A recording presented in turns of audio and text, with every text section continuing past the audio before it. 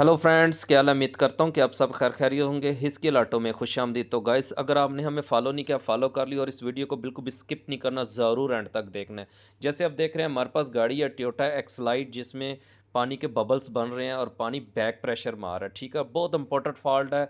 बिल्कुल आपने मिस नहीं करनी है, ज़रूर एंड तक देखनी है वीडियो को। ठीक है गाइस, जैसे आप देख रहे हैं कि गाड़ी का हमने खोल दिया 1 नंबर प्लग। जैसे ही हमने 1 नंबर प्लग खोला, तो जैसे आप देख रहे हैं, बिल्कुल गाइस जैसे आपको नज़र आ रहा है कि पानी प्लग के ऊपर पानी आया हुआ है, इसमें बहुत ज़्यादा नमी है। और जैसे हमने इसको देख रहे हैं कि इसमें से पानी बाहर निकल रहा है प्लग में से।